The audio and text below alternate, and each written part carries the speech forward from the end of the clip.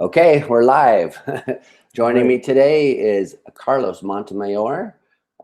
So I want to thank you for joining me. And Carlos, for those who don't know you, can you just tell us a little bit about who you are and what you do? Sure. I teach at San Francisco State University. I graduated from Rutgers. Originally I started working on the philosophy of time, especially the perception of time, because I think it's just the kind of interesting topic that really doesn't fit very well with traditional theories of perception. But then I got really interested in consciousness and its relationship to time. And of course, that's a big topic in phenomenology. But anyway, so I published a book on time, and then I also co-authored a book on consciousness and attention with a psychologist, Harry Haladian. And more recently, I've been working on the epistemic features of attention and how those might differ from features of consciousness. I mean, so what is the difference between consciousness and attention? So that's basically it. And yeah, I really look forward to talking to you. Okay, good. Yeah, me too. I've been wanting to talk to you for quite some time. I guess you also have a new book that just came out, right? This is about epistemic agency, or yeah, that's right. Yeah, that is the one. It's also co-authored with Averill Fairweather.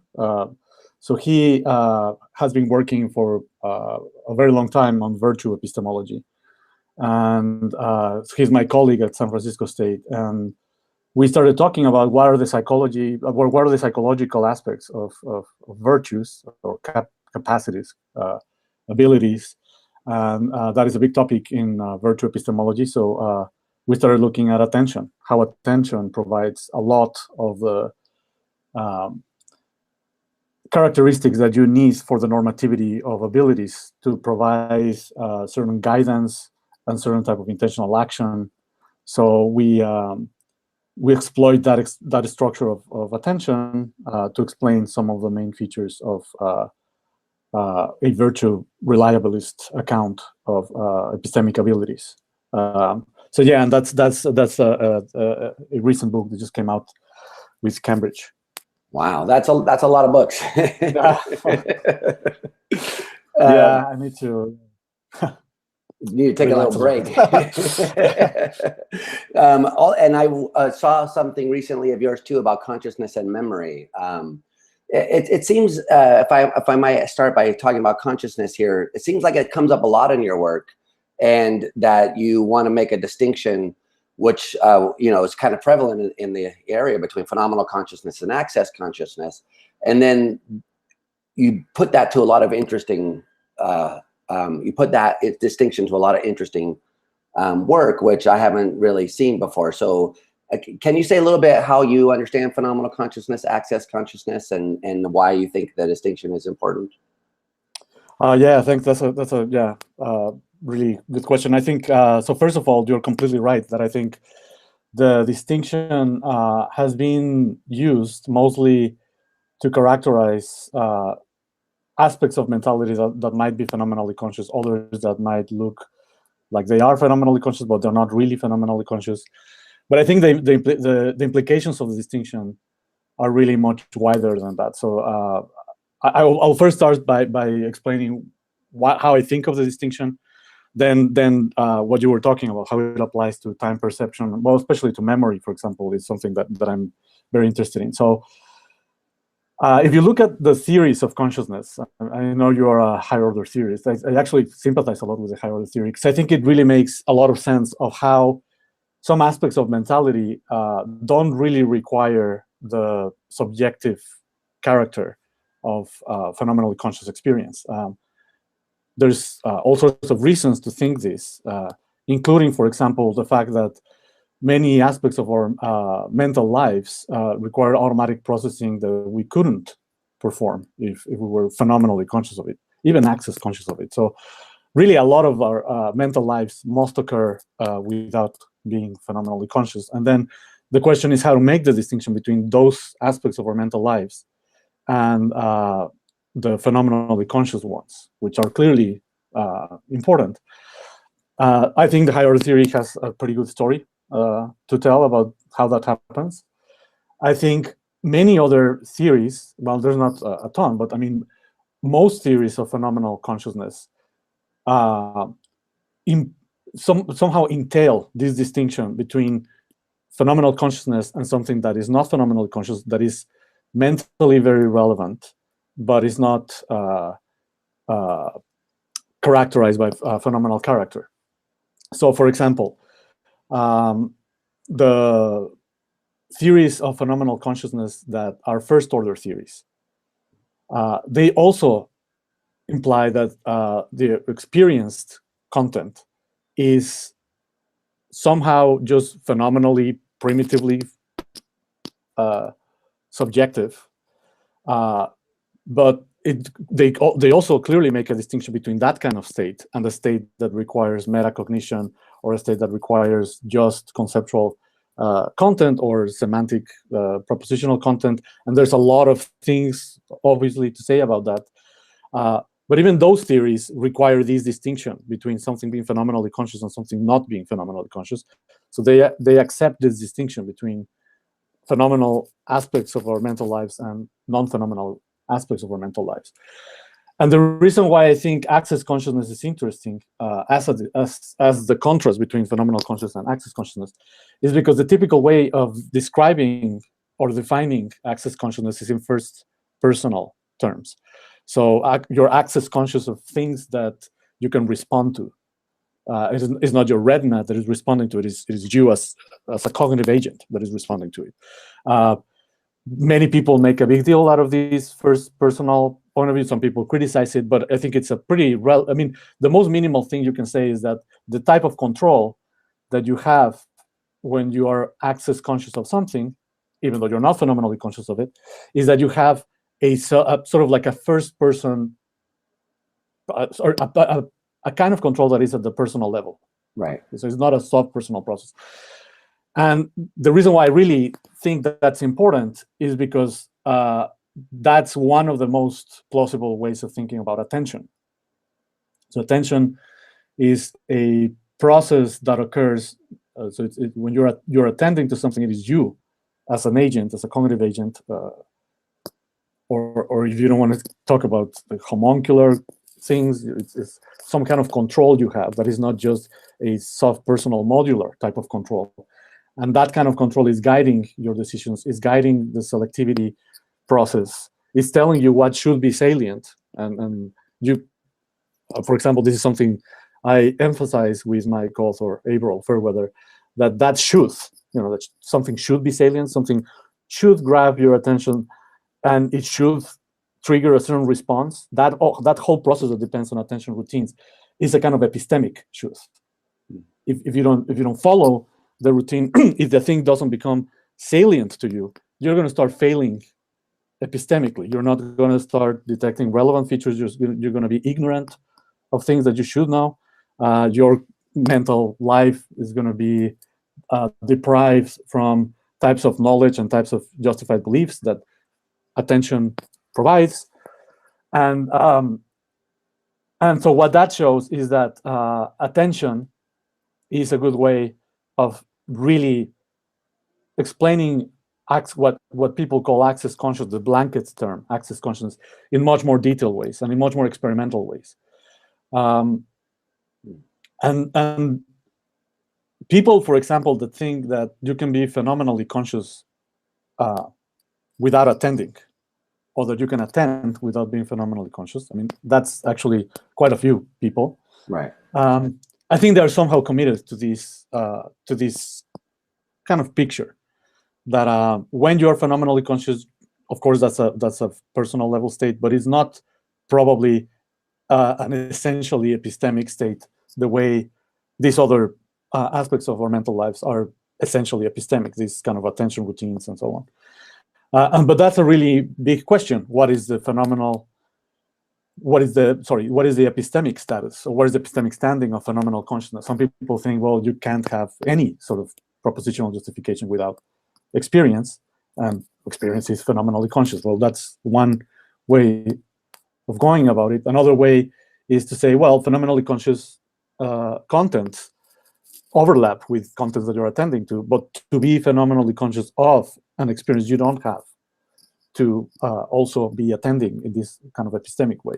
That has advantages that I think are relevant to the debate about whether phenomenal consciousness has a different role other than a purely epistemic role. So, for example, what is the moral value of consciousness? Well, that story can be fleshed out more plausibly if phenomenal consciousness is not just this essentially epistemic thing. And you can stop me at any point. I'm kind of like digressing a little bit. I do want to just ask a follow-up question about something that you just said. So if I'm hearing you right, what you're saying is that that access consciousness, as you understand it, really amounts to attention. That's what access consciousness is. Is that right? I think that sounds a bit strong. So, for example, I haven't really argued for that, but I think if you try to like really understand what is implied by the sort of canonical characterization of access consciousness, many of those states are going to be dependent on attention routines. I mean, including the behavioral components. Actually, the behavioral components, the access component, the access to information through saliency, right, which is a very important selectivity function of attention. The personal level characterization and all the connections with working memory and all that stuff. That, for example, Stanislas Dehaene has shown that all that can happen without reaching the threshold of awareness, right? I mean, experimentally speaking, that's interesting. I mean, the theoretical commitments are another thing, but the experiments are there. I think one good way of thinking about it is in terms of attention, yes. Now, I think it would be a little bit strong to say that all types of attention are access conscious, because I think some types of attention can be completely unconscious. So these are things that you, for example, I think syntax processing is something that we do at the personal level. We somehow pay attention to syntax. I don't think we can be access conscious of syntax. We don't have really the access to the sort of syntactic articulatory codes and what happens between, syntax processing and how we speak. So, but that's a very good question, and I don't think it's plausible. I mean, I think it would be problematic to say that they're identical. So that's a really good question to think about. But that, in some sense, attention is necessary. Then would be the kind of weaker claim that you would endorse, that it's necessary for access consciousness. That would be a weaker claim that I would certainly endorse for access consciousness. Yeah. I'm not sure that it's as easy to endorse it for phenomenal consciousness. Some people want to make some room for the possibility that you can be phenomenally conscious without being without being in a state of paying attention or having some kind of access to information. But I think both claims are pretty plausible. So that attention is necessary for access consciousness, and attention is necessary for phenomenal consciousness. I think the case for access consciousness is much easier to make. It's a little bit bizarre to say that you can be access conscious of something without being phenomenally conscious of it. But I think there are examples of how that could happen. When, for example, we run through an inference very quickly, but we're not really phenomenally going through it step by step. It's an interesting discussion, but I think that the main distinction between access and phenomenal, and then attention and consciousness, I think that's a pretty solid distinction. At least I think it helps clarify the various debates about consciousness quite a bit. And one thing I wanted to add is that I think it's also a little bit puzzling that it's a lot of people think that phenomenal consciousness has this very important epistemic function, and I think there's very good reasons for thinking about that. But the thing that is a bit puzzling is that phenomenal consciousness is also almost always characterized in terms of exclusively subjective terms, right? So Mary, for example, learned something she can't articulate through language. So again, the consequence of that is, well, she learned something, but she knew everything. So what could she have learned? And what is puzzling is to say, well, what she learned is clearly something epistemic, because then why on earth couldn't she articulate it linguistically or explain it or tell us something about it? So I think that's another reason to think that phenomenal consciousness might have a role that is not essentially epistemic, right? So that's, but yeah, anyway, so that's, I don't know if I'm. Yeah, no, so that's very interesting. There's a lot of things I want to ask, but I want to try to get back to the thing that we were just talking about a second ago, which is how you want to put this distinction to work. So once you've got a distinction between access consciousness, phenomenal consciousness, pretty standard distinction, you're presenting it, I think, in a very interestingly novel way. But still, then you go on to say, well, okay, so for instance, in the case of memory, if I've got you right, you say, well, there's got to be two different roles for memory, one involving access consciousness, the other involving a kind of, so one may be calling, episodic memory, having to do with putting me in a place at a time. But then there's another sense that's more phenomenal, which is a sense of narrative or personal meaning or something like that. Am I getting this right? Yeah, you're exactly right. So yeah, that's and thank you so much for asking that question, because I think that's one of the best examples of how to make this to put this to work in a field that is relatively unexplored, at least if you compare it with perception, right? So perception is the bread and butter of philosophy of mind. Memory is incredibly important and interesting, but there's not much about memory. And one thing that is really interesting is that if you look at many of the characterizations of memory, they emphasize very epistemic aspects of memory, right? So I mean, to a point that memory is really almost like perceiving. Remembering is a success term. So if you misremember, which is, you're not succeeding, just like misperceiving. So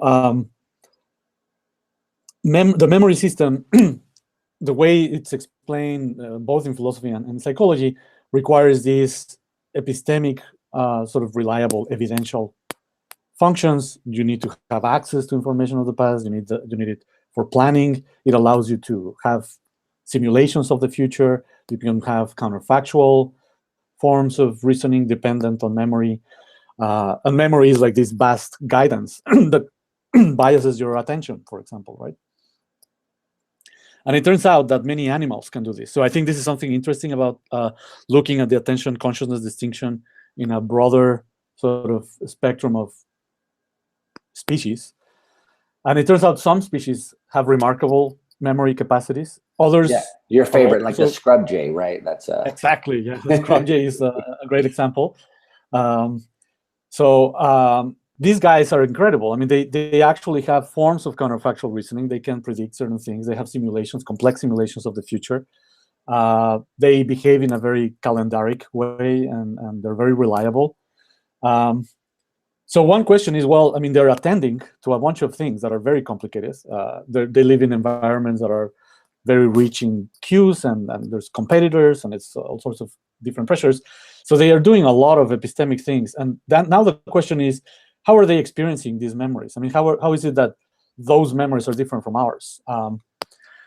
So one thing that I've been thinking, and this is what you're referring to, is that our conscious memory, or phenomenally conscious memory, is not only framed in those ways, right? It's not only framed in a way that I am sort of responding kind of automatically to things that I'm remembering, and I'm accessing information, sort of like in a quasi-computational fashion.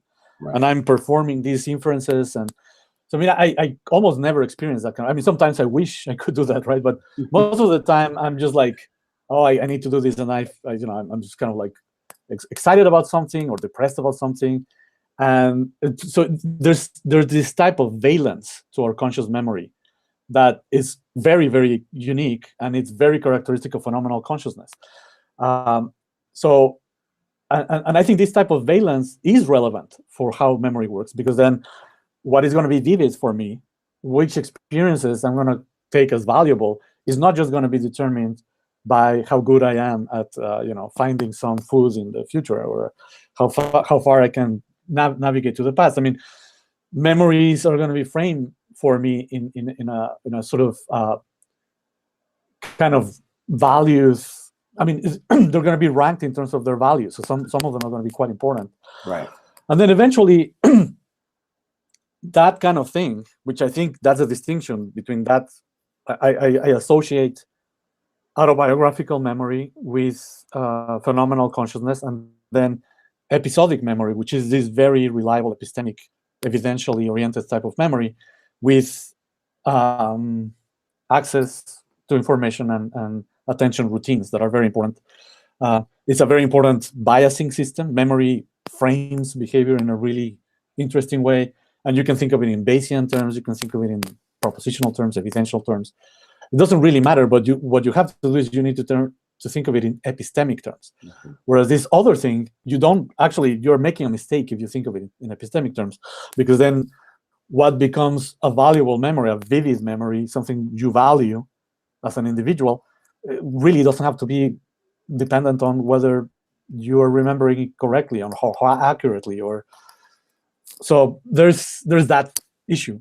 So for the scrub jay, then, I mean, obviously these guys the birds are very smart. People don't know about the experiments. They can, go to different food locations depending on how time sensitive it is to get to the food. Seems very complex, right? They know to get to this one because it's going to rot faster than that one, it seems. So a lot of people want to hedge their bets and say that's episodic like memory. And it sounds like what you're saying is, no, I just want to say that's episodic memory full stop, but it doesn't include this other thing, which people often conflate or mix in or somehow gets jumbled up together with episodic memory, the narrative aspect part of it. Am I reading you right? Yeah, no, that's another excellent question, because what happens is in the literature, when people talk about episodic memory, they actually think that part of the episodic memory system, this is what actually Tulving says when he introduced the distinction between semantic and episodic memory. He said that episodic memory has an autonoetic role. So you actually get to know things about yourself through remembering the past. And that's a very plausible thing to say. And many people think, yeah, no, the scrub jay can't have that because the scrub jays just don't have this sense of agency that we have. So many people want to deny to scrub jays these capacities. What I think is very similar, so maybe they lack the autonoetic function. I'm not exactly sure what that autonoetic function amounts to, if it's just remember episodes, but I can see how something like knowledge of yourself could emerge from this episodic memory. What I think cannot emerge is this autobiographical narrative role. I think that is an independent function of memory that clearly is not present in many species. I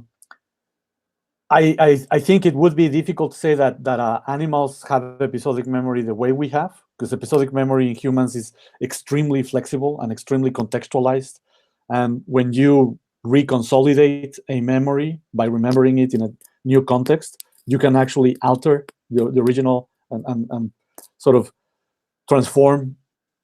inform in new ways the new memory. But one thing that is interesting about that mechanism is that something that is vivid can affect how you reconsolidate memory. And the vividness is not going to be given to you by the accuracy of a memory. Right. So I think that's what is tricky about that debate. But you're completely right that people think episodic memory has that role, that it gives you, at least in the human case, a very strong sense of self or an agency. And some people want to say, yeah, that it would be really crazy to think that a bird has that kind of thing. What I'm saying is, I would like to think.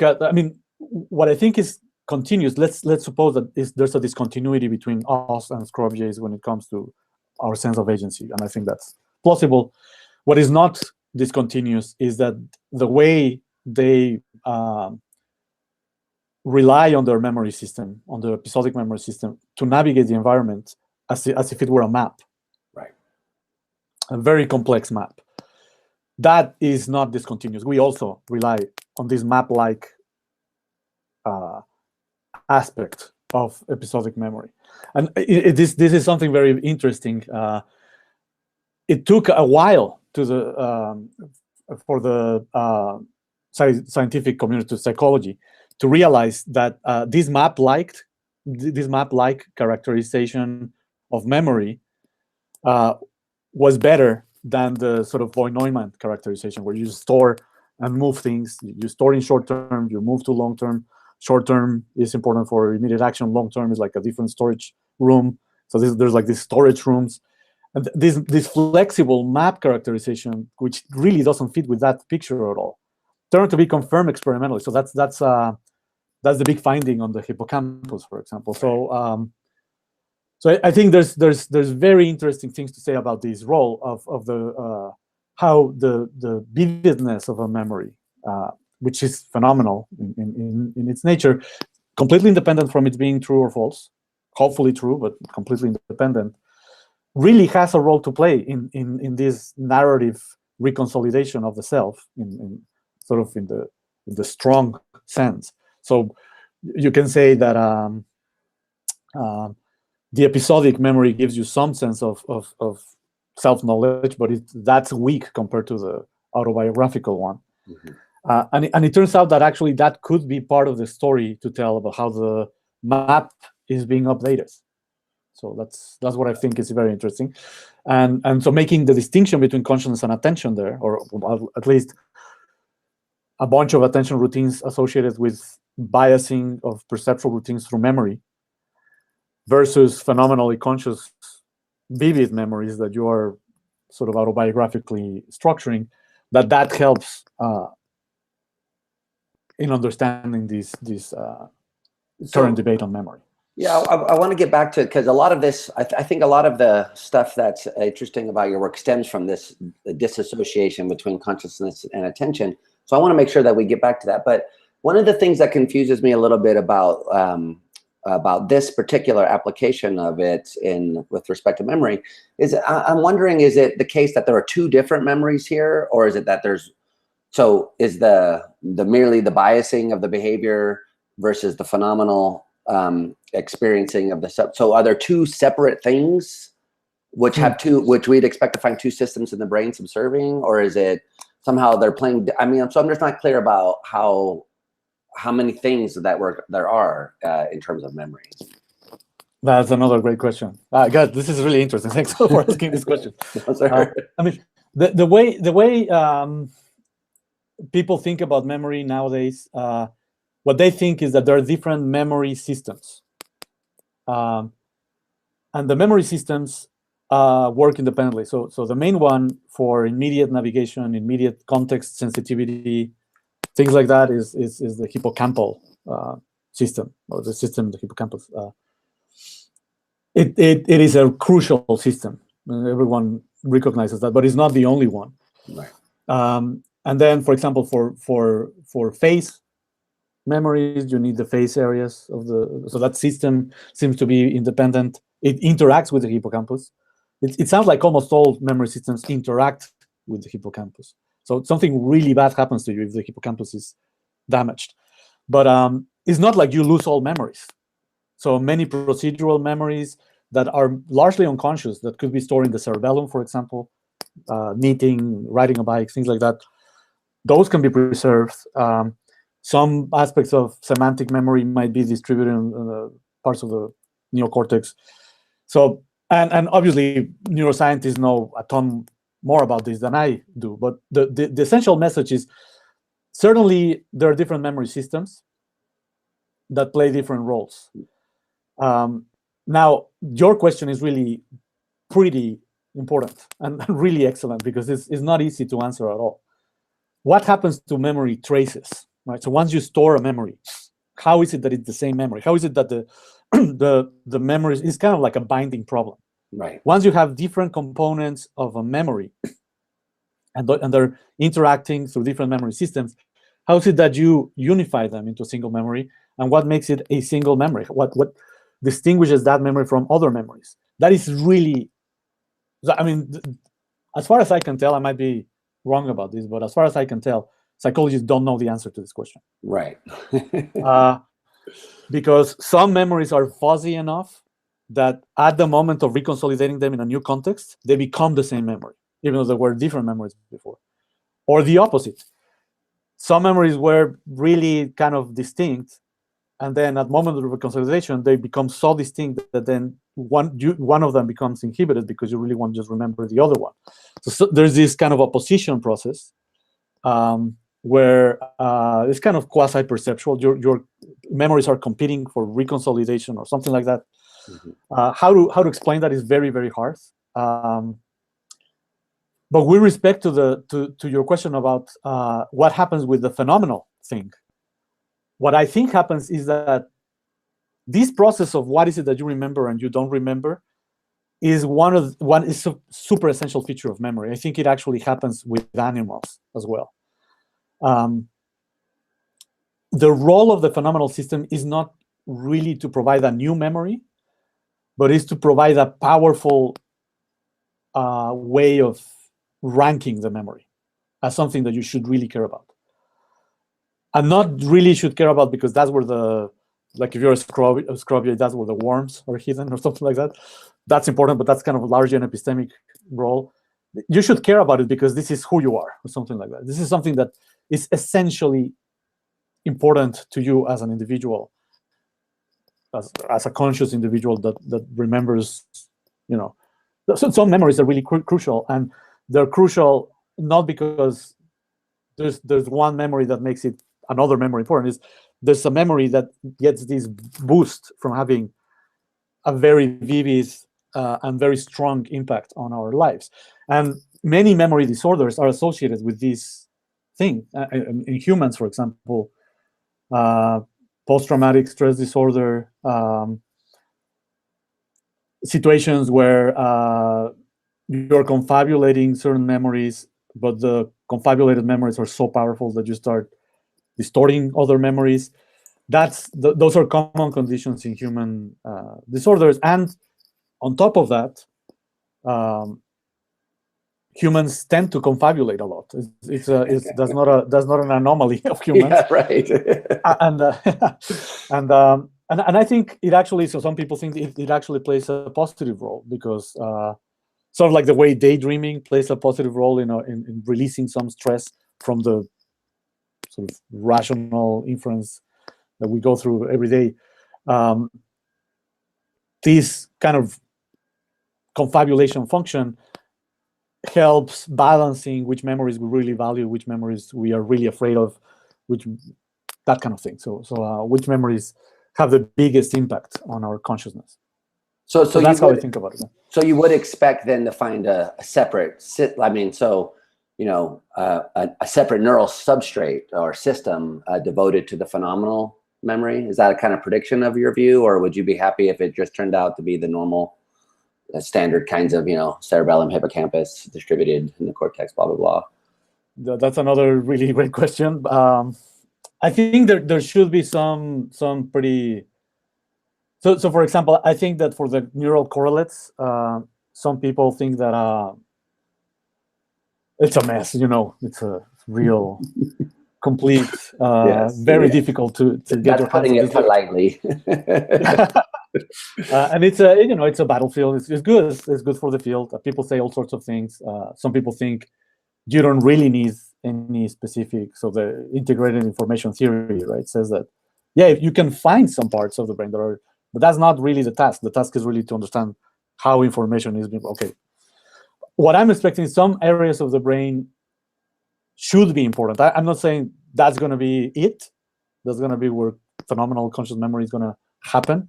But I mean, the thalamic circuit, I'm pretty sure it's involved. And, the thalamic circuit is very important in intensive care units. So many people think that if that system is off, then you're not conscious at all. So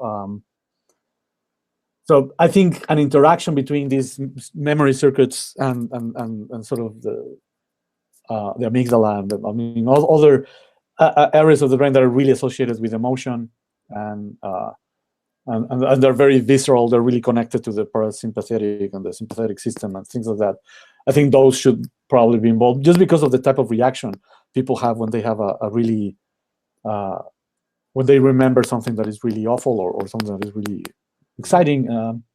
It's like a very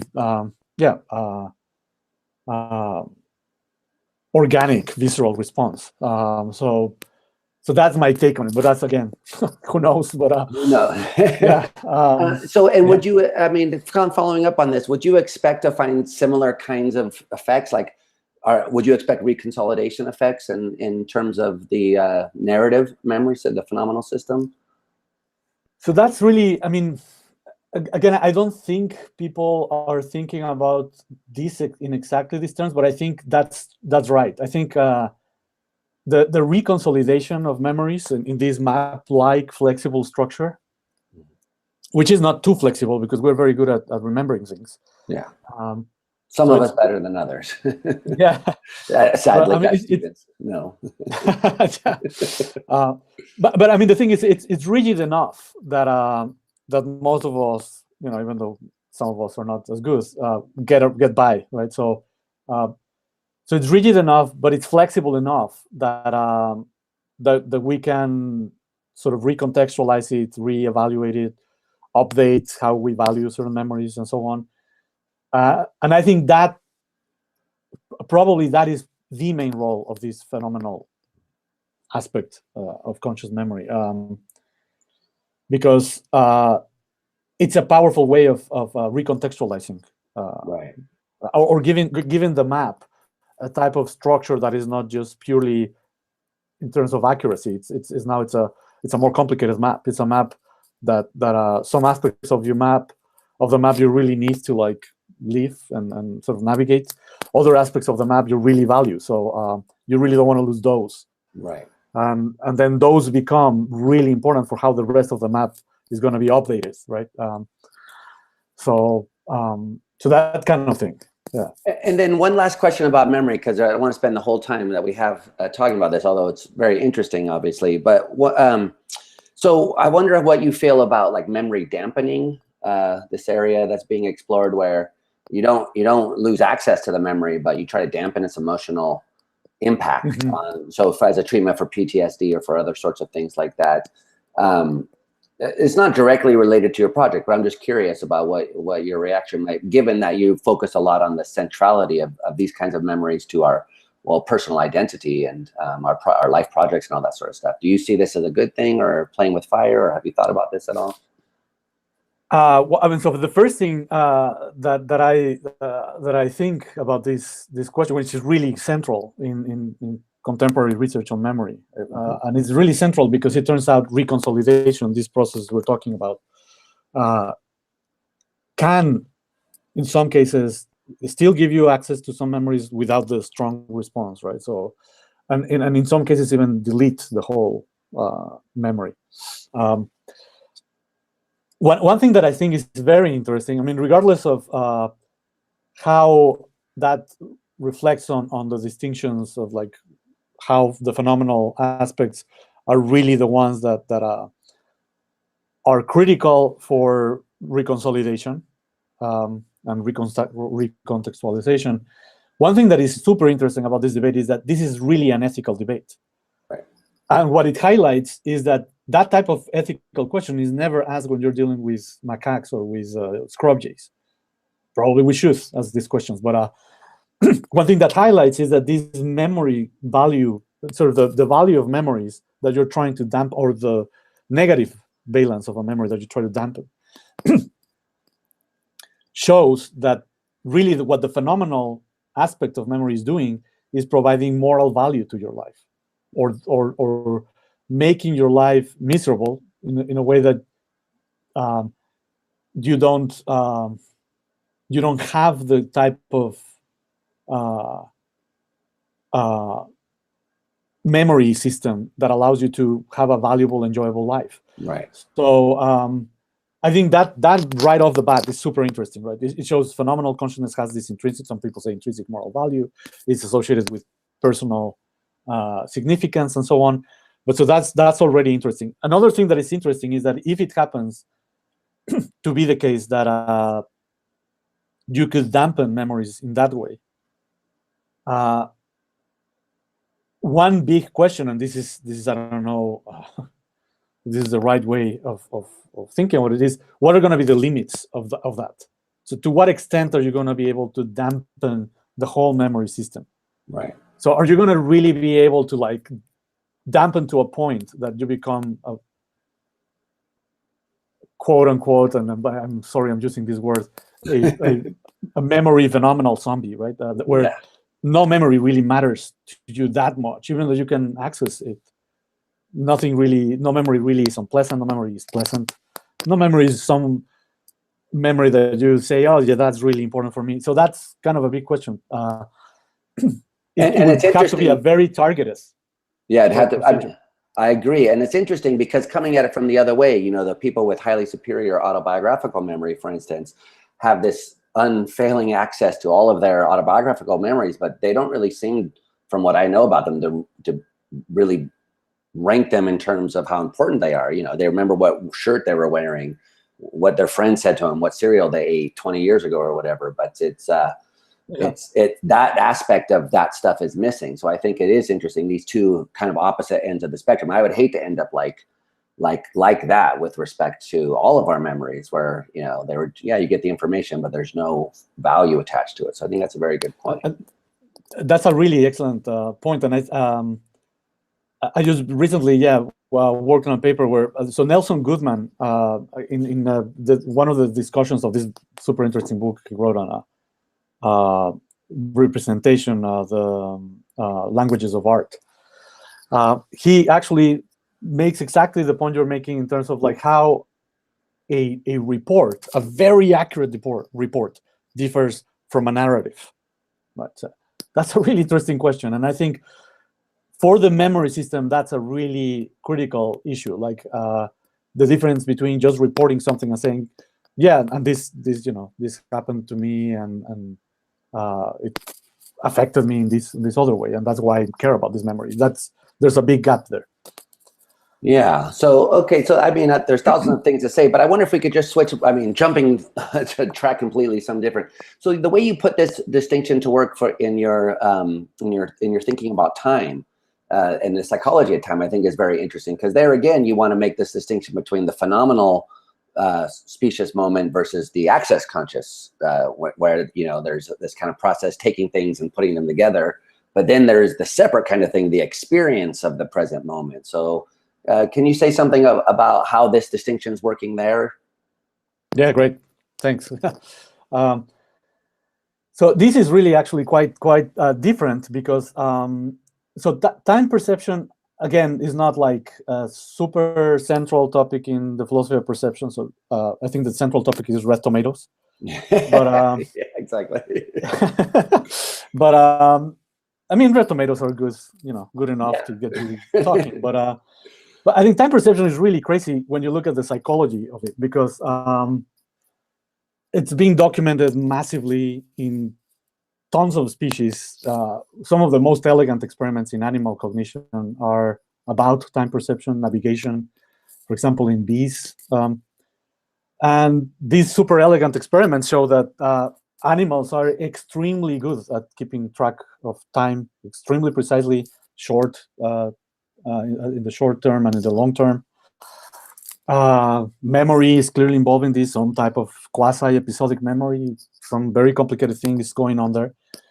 And the neural circuits are not really that, I mean, they're compressed, they're very powerful, but these are not, animals that are just like anything close to mammals, right? So this is a very pervasive, powerful capacity spread throughout. So it would be odd to think of it in terms of phenomenal consciousness, right? So it would be odd, I mean, regardless of intuitions, it would be incompatible with most theories of phenomenal consciousness to think of it as something that is, I mean, unless you're a panpsychist or something like that. But even if you're a panpsychist, it's not like bees are going to be, I don't know what to say about that. But most people think, well, yeah, bees are the kind of creatures that are not phenomenally conscious, or they're not phenomenally conscious the way we are. So that's one consideration. Another consideration is that these timing mechanisms they differ across modalities. So how the visual system times events differs from how the auditory system times events, and it differs from how we time events proprioceptively. And then there's an integration of that information at the personal level, and then we respond to this timing at the personal level. And most of that, I mean, so when you're riding a bike, you're keeping track of time in really complicated ways. You're keeping track of your rhythm as you move your legs, and you're doing very complicated. I don't think you're phenomenally conscious of that, even though you're having access to it. And what is that you're phenomenally conscious of? Well, typically you're like listening to some songs and like you're looking at some trees. And so the timing is like on the background. Like this very complicated clock work is not really ticking in your phenomenal consciousness. And I think it is at this level where a big question emerges again, is like this binding problem issue.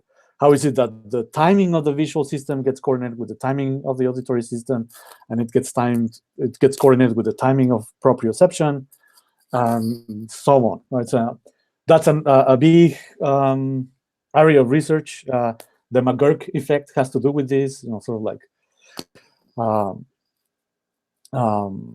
effects where the timing alter what you end up being phenomenally conscious of, actually, where if it's ba or da in this asynchronous stimuli. But of course, how that happens, how that's integrated is not something you're phenomenally conscious of. You're phenomenally conscious of the effects of the combination of timing, but the timing itself is not something that you're conscious of. So I think it's things like that, things like the McGurk effect or ventriloquism, that show just how complicated this previous time perceiving time integration is. And it is perception, because you're definitely perceiving features of events that are occurring visually and auditorily and haptically and so on. So I think in the context of time, it is really plausible to make the distinction between things that you're completely unconscious of. So, for example, your biological rhythms, which apparently many insects use to navigate, you don't even have access to that thing. I mean, so they dominate your life in very interesting ways. So they dominate your sleep-wake cycle. They determine which behaviors you're engaging, your energy levels throughout the day. So they're very important. You don't have access to them. Whether they're part of the perceptual system, maybe not in humans, maybe, I mean, unconsciously, yes, but I don't know what to say about that. Then there are things that you are clearly accessing, like when you're riding a bike, and they are just at the level of behavior that you really want to say you're having personal access to them. And they're determining things like simultaneity and time order, and that's all complicated, but this sequential order is not something we're really phenomenally conscious of. Then what we're really phenomenally conscious of when it comes to time is very complicated.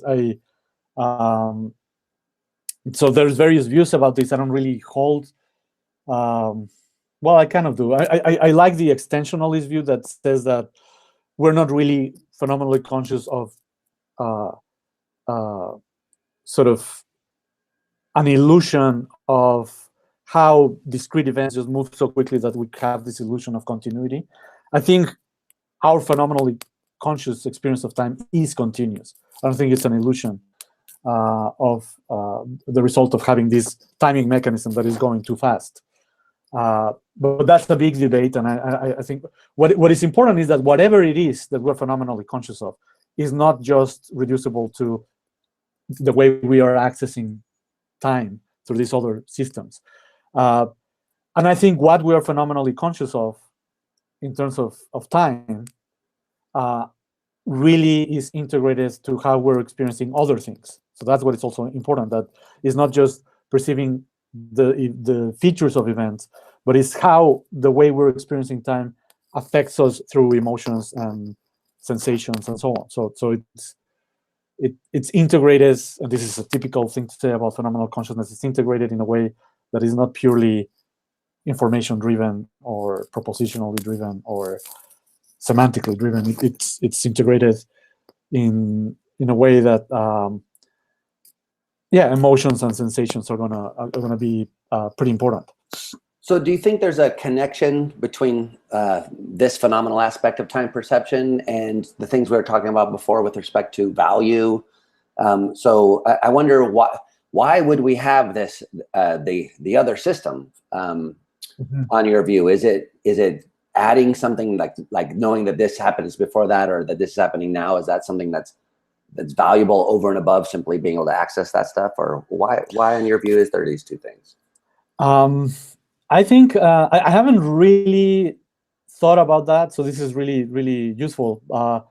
I think what I want to say is that it really mirrors the discussion about memory, because although in the evidence, I mean, when you look at the evidence in the psychology of time, it really is much more plausible to say that there are unconscious aspects of time. Whereas with memory, it's a little bit, not too much, but a little bit more tricky. I think this really mirrors the issue about value, right? So I can't think of anyone that has made this point in the context of time. But I would think that it is valuable that our experience of time is very much infused with emotion and sensation, and that that our experience of time is not just determined by the simultaneity or asynchrony of events. And it's almost as if it's a completely different beast if you look at how atemporal it looks, right? It's something that it really is not structured in terms of, yeah, this is happening right. Although of course that's part of it. I can consciously respond to, yeah, that happened at the same time, that didn't happen at the same time. But that's not the structure, right? I mean, the structure really is. I mean, the fact that you can respond doesn't mean that that's going to give you the structure. So the structure really is kind of like with memory. It is infused somehow with things that are very visceral and very connected with emotions and so if you want to call that a structure, it just really doesn't depend exclusively on the main clock-like functions of the time perception system. And here, another question is, well, what is the system of time perception? I also think that's a very good question. I think it's distributed and so on. But yeah, I mean, to answer your question, I think here you find something similar with what we were just talking about in the context of memory. Yeah, that's very interesting. So more generally, I wonder, so it seems that in your book on this, I mean, maybe I'm reading this wrong, but it seems like you kind of assume the type B theory, the B theory of time, that it's that, you know, that in reality, I know this is probably beyond what you were really focusing or caring about in your book, but I thought that the way you framed the issue was, well, you know, we have reason to think that there isn't the flow or passage that we associate with time. So how does this illusion get generated? And then you say, oh, I want to try to explain it in these terms. Is that an accurate way? I mean, do you start from in your own thinking? Are you convinced that the B theory is correct, or would your theory have to change at all if the A theory was correct? Excellent question. I think I would like, that was kind of like my way, probably not very good way, but it was my way of saying, I really don't want to do metaphysics here. And I think we can just like in perception, right? You don't need to account for the ultimate structural reality to talk about red tomatoes, hopefully. Unless you're a pan similarly with time. Yeah, that's right. Similarly here, right? I mean, we have some evidence. We have tons of evidence. We have some pretty cool experiments. We have the capacity. It's been tested. It's been confirmed. Hopefully, we don't need to get to the metaphysical level to say something interesting about it. It is a very interesting topic, regardless of the metaphysics, right? So it doesn't really quite fit with direct realism. John Campbell goes out of his way to make it so, and he's great, but I think it doesn't look so good. But that's my opinion. But even if you're a representationalist, it's also kind of weird. So it's just an interesting topic, regardless of what is ultimately happening in the universe and so on, right? So, so that was my kind of way of dodging that bullet, saying I don't really want the interesting aspects of this topic to depend on the metaphysics, because then then you're then you're conditionalizing what is interesting about time perception on something that is really problematic, which is the metaphysics of time. I think that's a mistake that many people think is not a mistake at all. Many people think, well, then what are you talking about if you don't want to talk about the nature of time? What is it that you're perceiving then? I think, yeah. So just to repeat a little bit, I think there's a plausible way to talk about the interesting aspects of time perception independently of the metaphysics. So then the question is, and what is going on with time itself? There, I think that with respect to the debate on time perception, one of the debates is, are we perceiving the flow of time, right? So that's what some A-theorists, not all of them, but some A-theorists want to claim, right? That we're acquainted, sort of like through direct acquaintance. So that's kind of like a direct realist claim with the passage of time. And it's not just the passage of something that is cognitively relevant. It is the passage of time. Time has this property. And some people even use this phenomenal introspective claim to justify that this is indeed a feature of time. I don't agree with that at all. I think that would be an extremely implausible thing to claim about the physics of time. Very few things are proven that in that way in physics. So yeah, sorry. No, I mean, I agree with your point, but I'm just trying to make sense of some of the things that we were just talking about. So I thought that you were saying that that you thought that the phenomenal aspect of time perception was really continuous, and it's not discrete. And so I'm wondering how that connects. So if it's continuous, then doesn't that, I mean, well, I don't know how to phrase it. Doesn't that suggest something about the nature of the thing you're perceiving itself, or that's where you want to say no, that we can. Sorry, go ahead. No. That's great. I mean, actually, I was being a bit. So thanks for this intervention, because I was making a sort of like a straw man out of these people that argue from the experience of time to the passage of time. The argument is quite a bit more plausible, quite a bit more powerful than I was putting it. So the idea is, so here's one powerful way of thinking about this. So you suppose you're a phenomenal conservatist and you say, well, I have to believe my eyes. I look at my computer, there you are. I have to believe that there you are. That's a good belief to think it's justified somehow. So why not to think in that way when it comes to our experience of time? That's very, I don't want to say that that's implausible. That's really an interesting claim.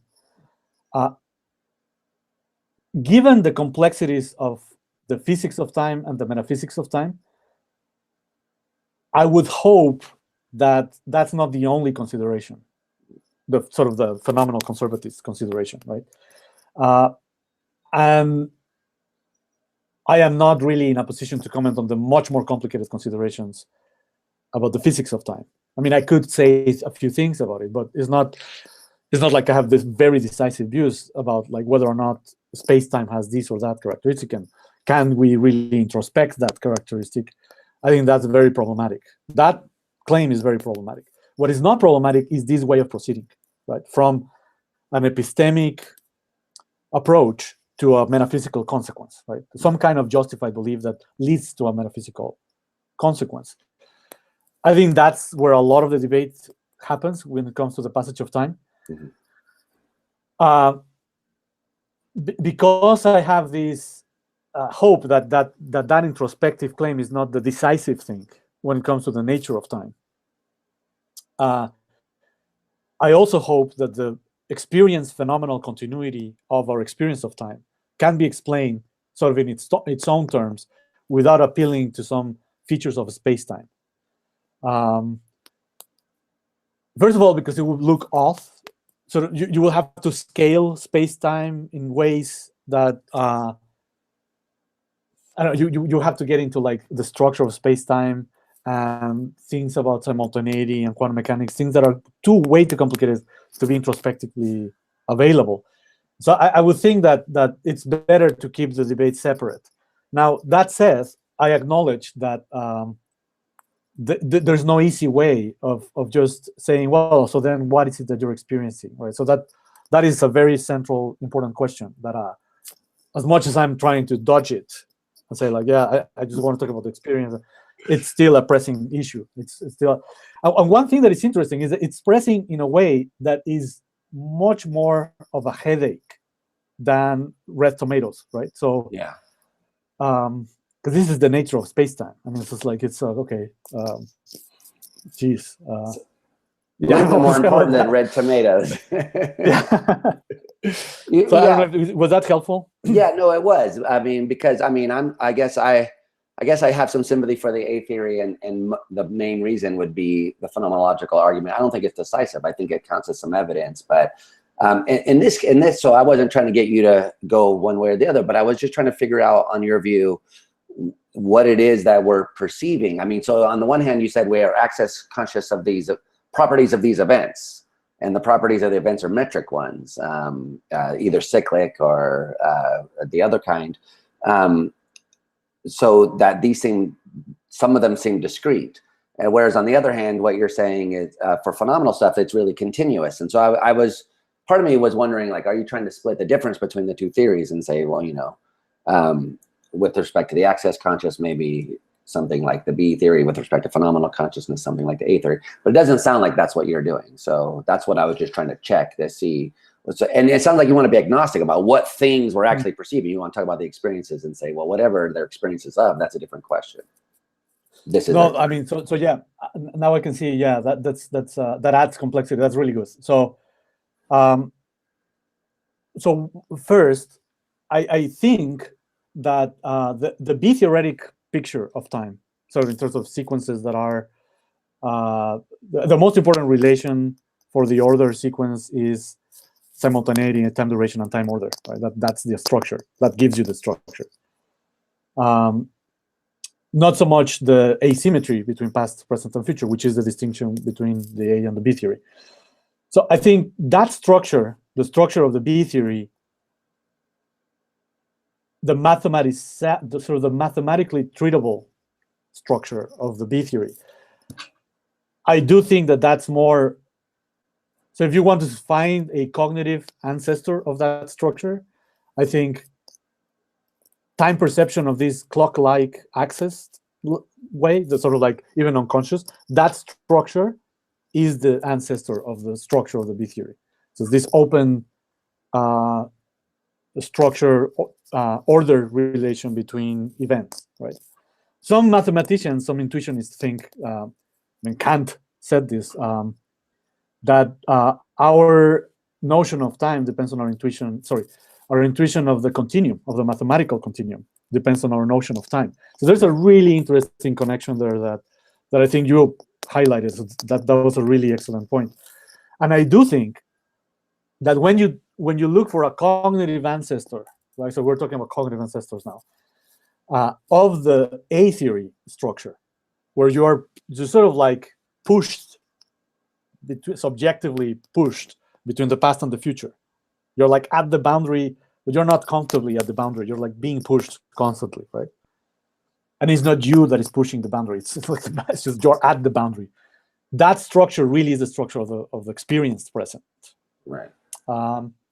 So that was a really astute thing. I mean, that's really excellent. So when it comes to cognitive precedents or cognitive ancestors of the structures that the B theory, the philosopher has in mind, and the A theory philosopher has in mind, those structures really, I think, depend on these two different ways of cognizing time. And the A theory structure, with its dramatic sort of updating of like the present constantly moving and the species present, that's the structure of the phenomenal present. Whereas the structure of this open order relation between events, that's the structure that we need to navigate and use time and map it to space. So that's the first thing I want to say. The second thing I want to say is that it's not so much that time gets split, just the way memory doesn't get split into there's a phenomenal memory, and then it's more like you gain a new perspective. on time. So you have sort of like, let's call it a navigational perspective. When you have like the episodic system and you have the order, you know which events are simultaneous, which are order in certain ways. And that structure allows you to navigate. But then you add to that structure the subjectivity of phenomenal consciousness. And it's constantly updating between what I'm experiencing now and what I was experiencing just a second ago. So that gives you sort of a very different perspective on the events that are being perceived. So that's one way of thinking. I mean, I don't have anything super sophisticated to say about that because it's a really difficult thing. And I think someone who really wrote a lot about this sort of two different structures on the same sort of mapping of events in really complicated ways, like the protation and retention and all those types of things, is Edmund Husserl. So he was really obsessed with this problem. And what is really crazy is that I think you can say a lot of really interesting things about that without really sort of having any decisive consideration with respect to what is the ultimate nature of space and time. And from what I can tell, I mean, I'm not an expert, but from what I can tell, people are still pretty much on the fence about like what exactly is the ultimate. So there's cosmologists, there's quantum mechanic informed accounts, and then there's people that don't even think that time is a deep feature. It's kind of like an emergent feature. So it's a very complicated. Yeah. So I mean, that's compatible. I mean, I don't know a lot about Husserl. I wish I knew more, but I tried to read him once, and it was very difficult. Yeah. But that's consistent with the bracketing idea, right? Is that the idea that we start talking about the phenomenology here, we set aside questions about what's outside of it, so to speak. So it is related to the bracketing, and he was really interested in time because he, I think, thought that so he was a mathematician by training, so I think he thought there was something really crucial about time there, but also for just talking about how we experience consciously anything, he thought that really the thing that you need to account for is our experience of time. So that's an interesting couple of insights, but it is related to the bracketing thing. Yeah. Although I agree with you, it's super difficult, kind of like unnecessarily sometimes difficult, but it also is. There's a lot of stuff that he talks about that it's illuminating, but not all of it is. So I think the bracketing is one of the things that is kind of like something I'm not really, I don't fully understand very well, but it is related, I think. Yeah. I when I read stuff like this, I find out how, like, Kant's another guy like this, but Husserl too. You read it and I'm thinking, this is really hard to understand. And then I think to myself, there was one person who thought this was really easy to understand because he wrote it. So he thought this was clear or something. That always boggles my mind, but okay. Yeah, so that's very interesting. Gosh, there's a lot there, but I don't want to being mindful of time. I want to make sure that we have to talk about attention and consciousness, because really I think that's in the background of a lot of these discussions we've already been having. It's come up several times. And I know that you have an argument. I mean, you put 4 arguments forth in your book, but I think one of them you would really put most of your weight on, hang your hat on or whatever, for the separability of consciousness and attention. And then there's this third thing called conscious attention, which I'm sort of also curious about. But this is the evolutionary argument, which I'm talking about. Yeah. So I wonder, could you give us, in your mind, what do you think are the most persuasive reasons for thinking that consciousness and attention dissociate, that they're against the identity theory? Yeah, so I think of the evolution argument as one that has sort of very solid credentials in the sort of scientific literature, and that means that it should have solid credentials in general, in my mind. It probably is not the decisive thing, but what I think helps is sort So someone calls this type of argument a TP argument, or like you put several arguments together, and like so it's kind of a little bit like that. So I mean, definitely the main argument when it comes to the solid credentials of the argument is the evolution argument, and I'll say in a second why I think that's the case. But if you look at most theories of consciousness, I mean, so the way that we proceed in the book is we kind of want to be neutral. We don't want to like really push like one claim over the other. We just want to show that if you look at most theories of consciousness and if you look at most theories of attention, they don't really are the same process. Most people agree that they don't are the same process. And actually, if you look at most theories of consciousness, most people predict that they're radically different things. If you combine this, I mean, that's not a powerful argument because that's just telling you what is the status of the literature. Right. It's not trivial because that means a lot of really smart people are agreeing about something that is really critical, right? That the claim that at least some forms of attention are really dissociated from phenomenal consciousness, and perhaps just attention in general is dissociated, and so on. So when you combine that with the evolutionary thing, I think you really have a powerful justification for a framework where you need to think of consciousness and attention as different processes, and the overlap between them, if there is an overlap between them, as an interesting kind of cognitive overlap, which is not something we should take for granted. And so why is it that I think that the evolutionary argument is powerful? So there's a first component to the argument, and again, this is a status of the literature component. Very, very few people think that phenomenal consciousness evolves for a purpose, that it has an adaptive purpose. Most people actually are sort of passionate about denying any such thing, right? Like whole careers passionate. Yeah. And then if you look at what people say about attention, granted, they are not the same people, but different people, experts on attention. I would say 100% of them think it's an adaptation. Yeah. Or if it's not an adaptation, most forms of attention are adaptive. It would be very, very difficult to think of attention, blanket term attention, as something that is mysterious and epiphenomenal. I mean, that no one says that. Yeah. And I think it would be crazy to say it. And nonetheless, attention is an incredibly important feature of the mental lives of most species. As we were discussing before, a highly epistemically driven feature. So where it really, so that's just the status of the literature. Yeah, it doesn't look very promising to say that attention and consciousness evolve at the same time, because actually it doesn't look even promising to say that consciousness evolved, according to many people.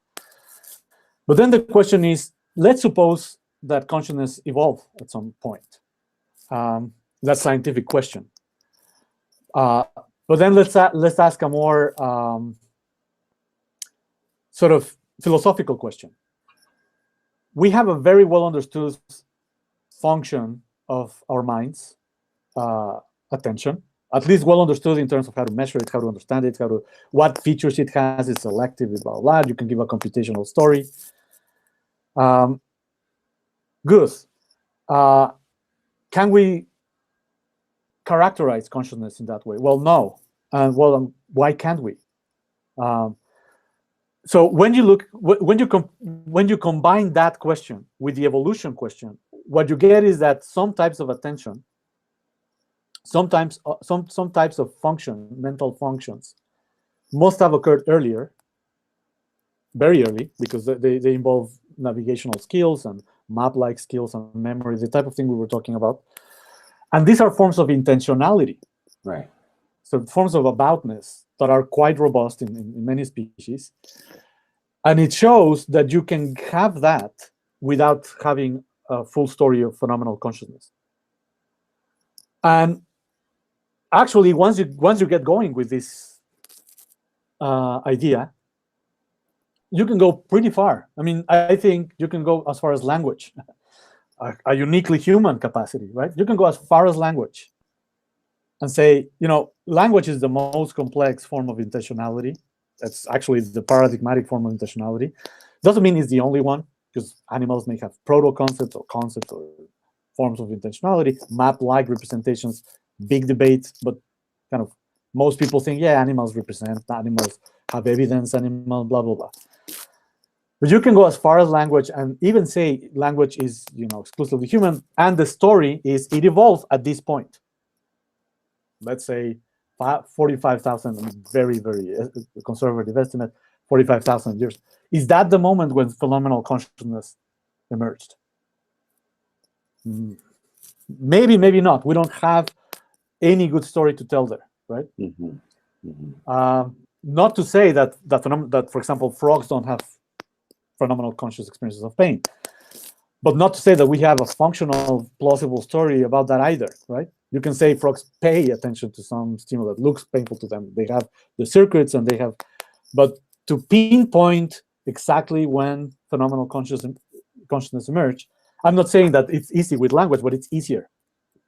And for example, with language, there's genetic stuff, there's all sorts of things that clearly are not just phenomenally subjective, like syntax processing, etc.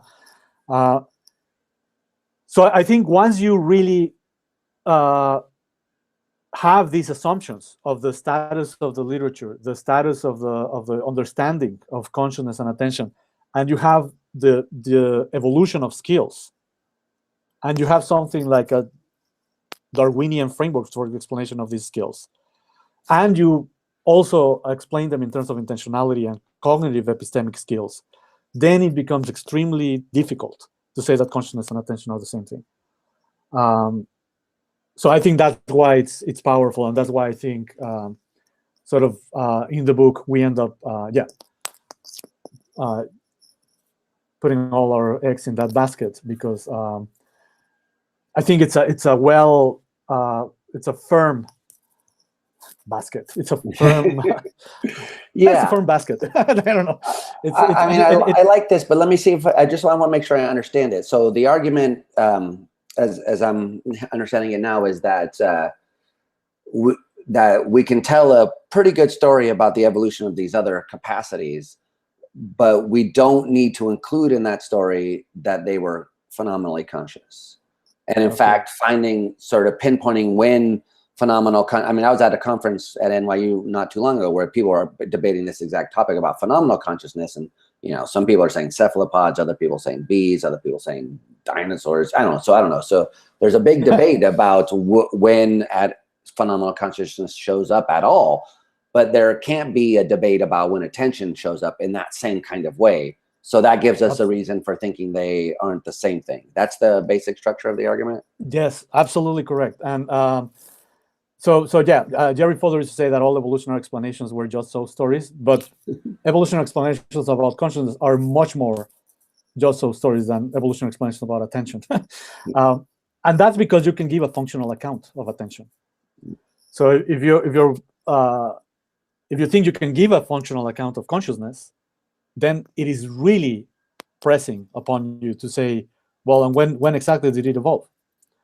And the fact that people go from cephalopods to the Triassic period, to dinosaurs, to bees, to cephalopods, to just mammals, shows you that there's no criteria, there's no plausible set of criteria here. Whereas there is, and we cite some people that have some very specific criteria to say, yeah, this kind of bee definitely pays attention to space and time in this way that can be measured and experimentally confirmed. So it just is really radically different what you find when you look at these characterizations of attention versus characterizations of consciousness. So yeah, the way you put it is exactly right, and I think that is exactly something we had in mind when we presented this argument, that the pinpointing where consciousness happened is not hard. The way pinpointing where language evolved is hard. Is just non-principally hard. There's just no no way. And this happens not because of the hard problem. This happens to people that have functional accounts of phenomenal consciousness. Right. So yeah. That's what makes this argument interesting. Yeah, and I like this argument. So I wonder if suppose that someone agreed with you and said, okay, so I think I can accept that this strong identity claim, which as I understand it, is that all forms of attention are identical to all forms of consciousness or something like that. Yeah. Suppose someone switched and said, well, what about identity? Let's just talk about necessary and sufficient conditions. So do you think the argument still cuts against someone who claims that, look, my view isn't necessarily that they're identical, but that that attention is sufficient, necessary for phenomenal consciousness? Mm-hmm. So, because I guess that's the way I would hear someone like Jesse, Jesse Prinz, maybe other people. Yeah. I don't know. That's the way I would hear them want to talk, as opposed to saying, look, this general identity claim is true. It's just that, no, it's necessary for consciousness and also it's sufficient. Do you think you have purchase against them as well? Or that way of putting it? Those are two really excellent questions. So first, I think in the book, we were trying to identify someone in the literature that endorsed the identity claim. And I think Jesse does, but I think we sort of misrepresented certain features of his view, which is much more complicated than we could have presented in the book, because it was not, we couldn't really devote, but we should have probably given more nuance to his view, because it's a very nuanced, very extremely interesting view. Christopher Moll, in his review of our book, points that out, that maybe he has more like an attention is necessary for consciousness view. I would still think, sorry? I said, but also it's sufficient for him. It's necessary and sufficient. It's also sufficient, exactly. So I think that's the claim that looks a little, and that's why we picked him as one of the examples of people that really come close to identity. I think that sufficiency claim definitely looks less plausible if you look at the evolution argument, or the set of evolution, like the combination of the evolution argument with the other arguments really weakens the sufficiency claim. It doesn't weaken at all the necessary claim, because the necessity claim, because but it doesn't weaken. It doesn't actually show that it's plausible either, right? I mean, it shows that it could be plausible, but you still need to show what are the necessary ingredients for attention plus something else to become phenomenally conscious, right? So attention is never going to be sufficient by itself. Right. It doesn't depend a little bit on how you define. I don't want to try to cut you off, but that point you just made seems like it depends a little bit on how you define attention. And I know you guys in the book, you want to say, look, it doesn't matter how you define attention as long as it's selection or something like that. But I think for someone like Jesse, it really does matter, since it's availability to working memory, which really equals gamma oscillations of a certain kind, a specific kind of neural signature. So when he says that attention is sufficient for consciousness, that's what he means. Those kinds of that synchronous activity, which is making information available or broadcasting it to working memory.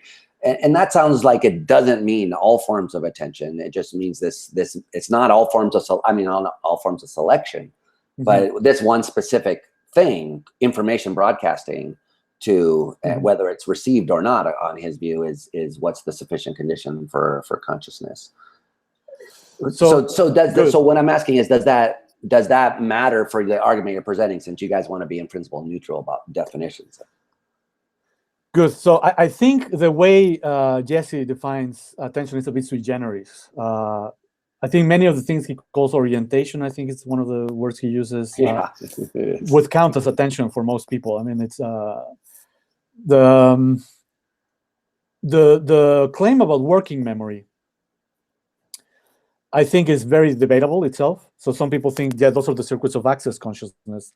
And at some points, for example, the global workspace series would be just happy to say, yeah, that you can call this phenomenal if you want. All we claim is there's access in this circuit, and that's necessary to be aware of things.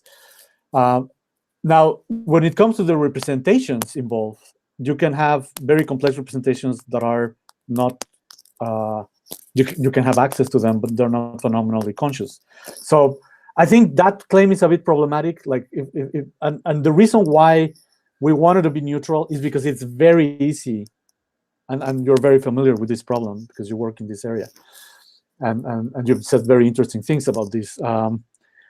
It's very easy to make something just a verbal dispute, right? So it's just like, oh, now you're talking about metacognition.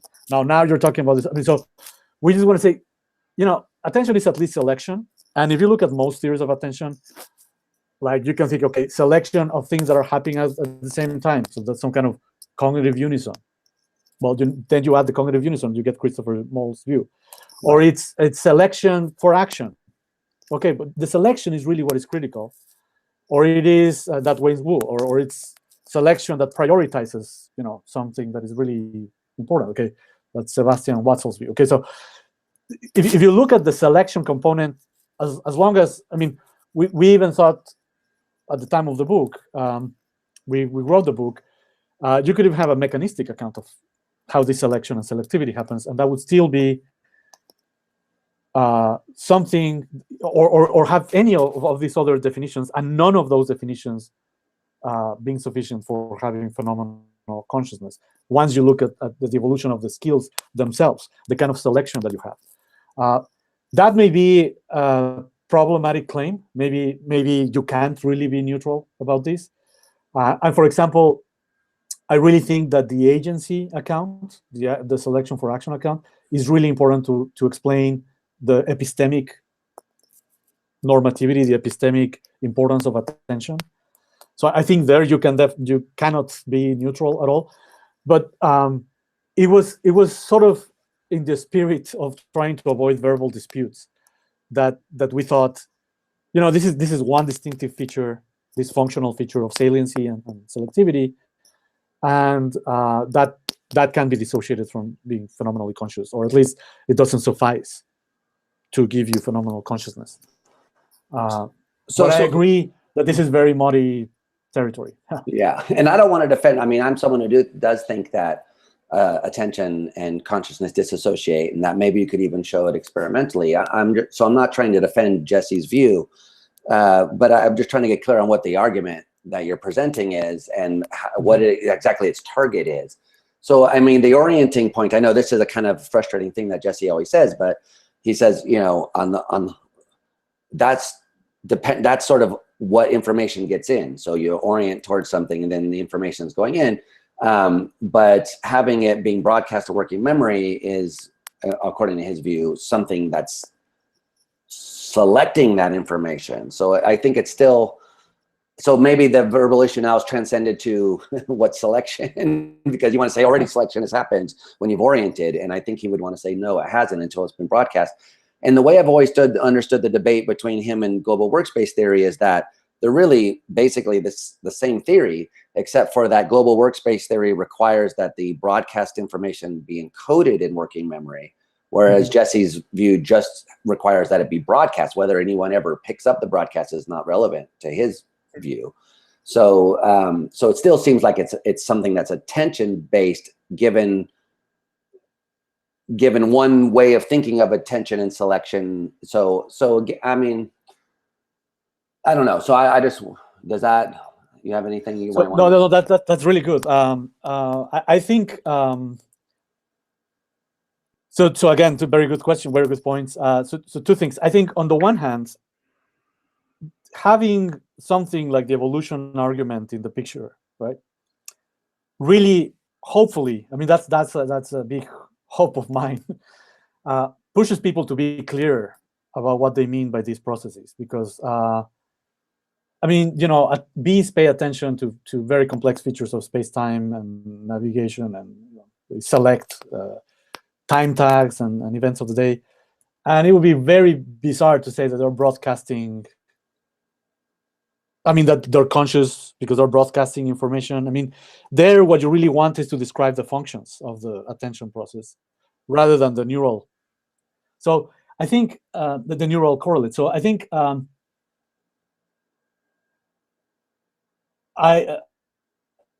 that's the first thing. So hopefully having something like a constraint, like, look, there's these capacities that you need to account for. So before you get to the neural correlates, how do you account for these capacities and what is the relevance of these capacities? That helps people, or should help us collectively, right? Rather than just having verbal disputes, to agree that there should be some constraints on how we define certain terms. On the other hand, I think it should clarify why some views have an easier time making this of the distinction than others. I think, for example, the higher order distinction has an easier time than other views, making sense of what's going on here with these skills that are not necessarily phenomenally conscious. On the other hand, once, I mean, it doesn't mean that other views cannot account for it, but I'm just saying the debate sometimes has been biased to views because, they appeal to some sort of like, oh, this is something I feel immediately. Well, okay, that's fine.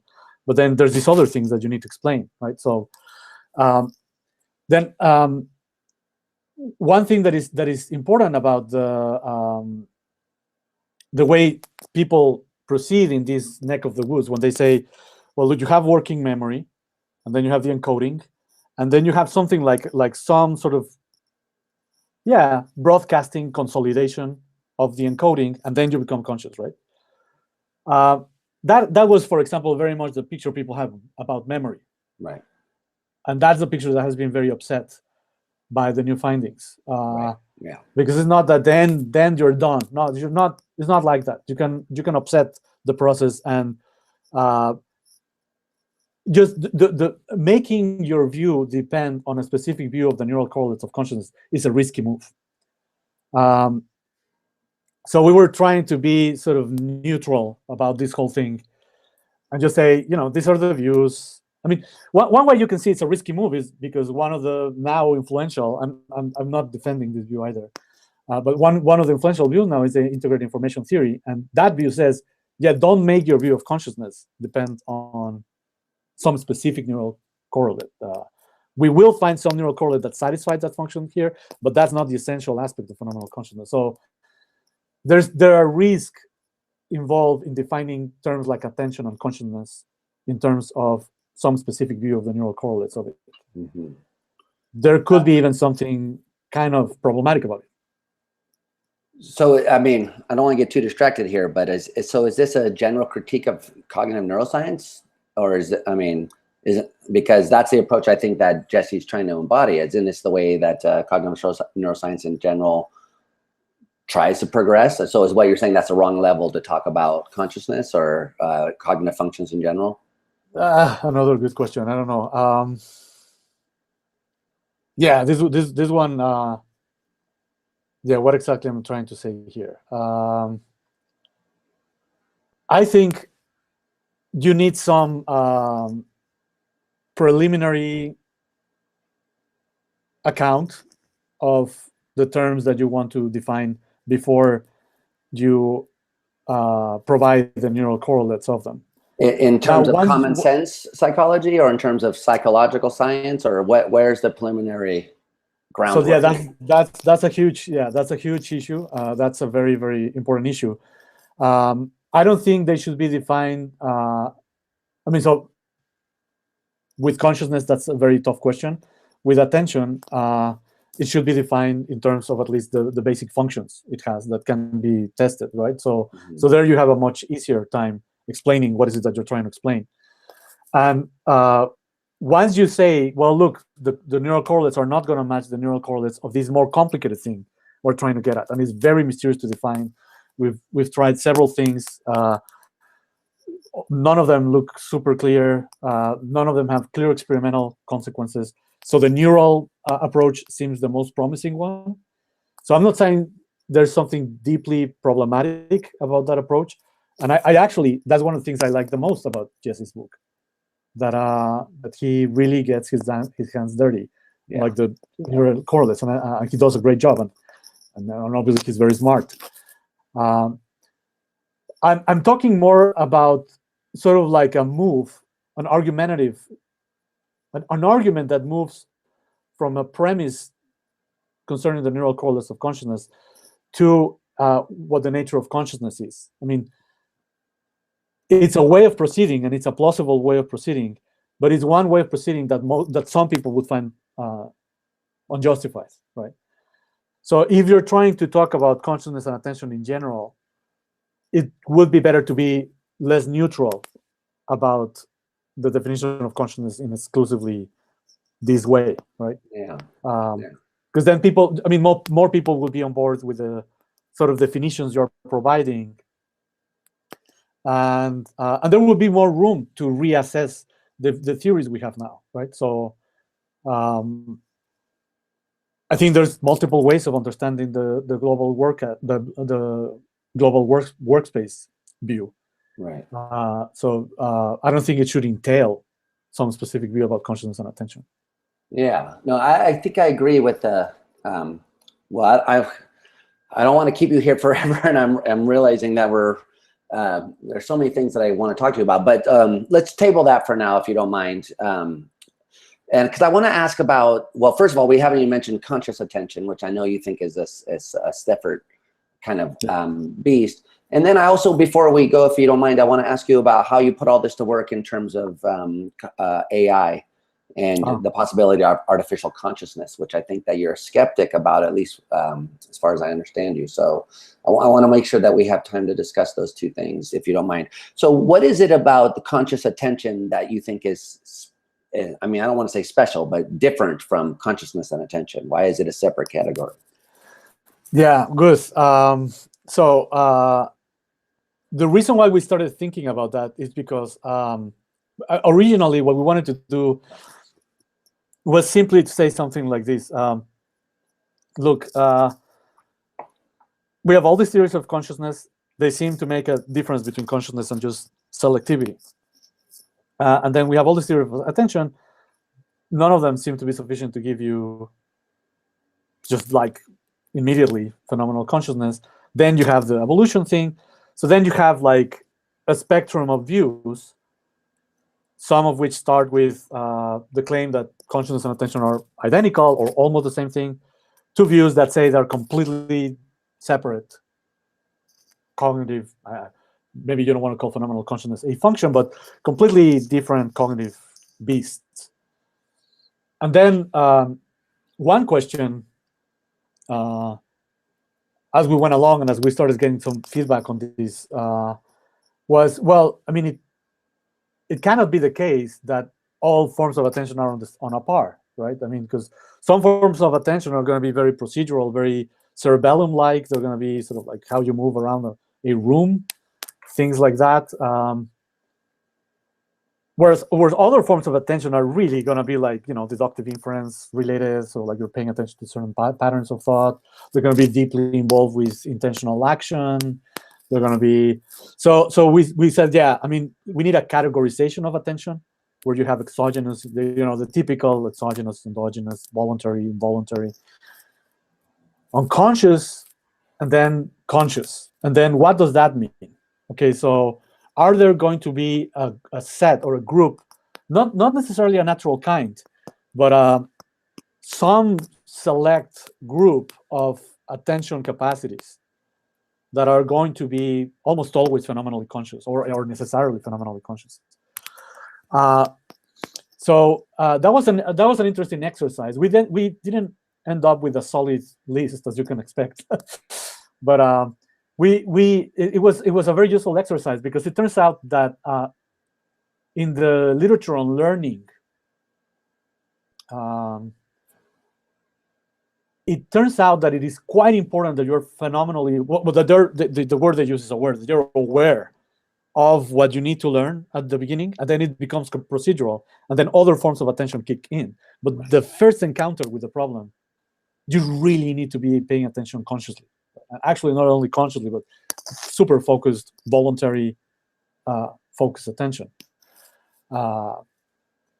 And it turns out that there are forms of attention that are extremely difficult to understand, that are involved in extremely, I'm using extreme too much, but they're involved in really complicated performances, like highly skilled mathematicians who like spend like 8 hours like solving a problem, or professional skaters, like when they're, so there you have a performance that requires very complicated attention routines that should require a lot of effort, or that demand a lot of effort on most people. And you would expect that the more complex the task, the more the experience of effort. That's kind of a prediction of effortful attention. Right. Higher demands for the task you're performing, the higher the experience of effort. But it turns out that with skills, professional performers, the opposite occurs. You have increased demand, but decreased experience of effort. And we thought that was a very interesting thing. We thought, that sounds like sounds like a form of attention that is very unique, very complicated. It's the literal flow. Mm-hmm. And it's not like people are saying, well, I'm unconscious of it. What they say is like, yeah, I'm just really enjoying it. Actually, I'm phenomenally conscious of not experiencing myself, something like that.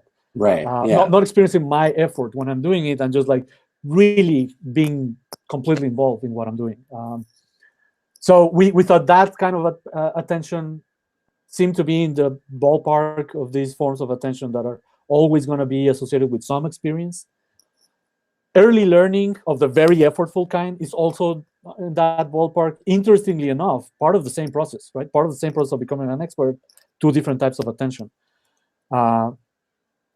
Both seemingly conscious, right? And then we say a few things about memory, but that was the general gist of the whole idea. That once you have this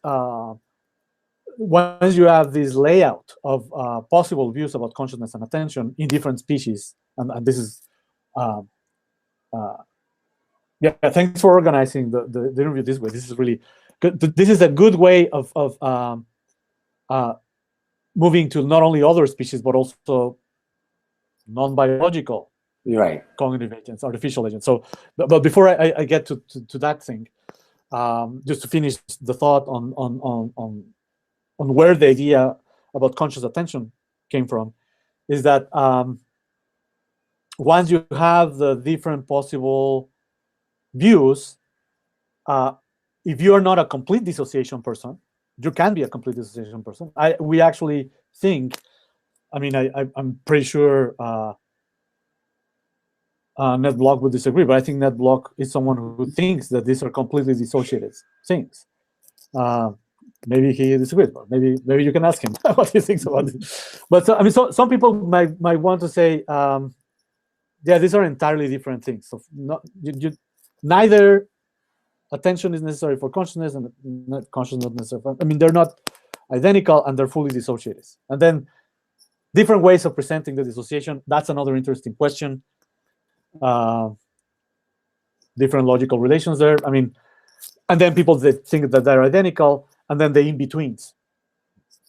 And one interesting in-between is unconscious attention, things that are kind of always in the background, but they are attention, there are attention routines. You cannot really access the information. We mentioned in the book that syntax, as we talked before, syntax processing seems to be a very bizarre, perhaps uniquely human capacity that seems to be always unconscious.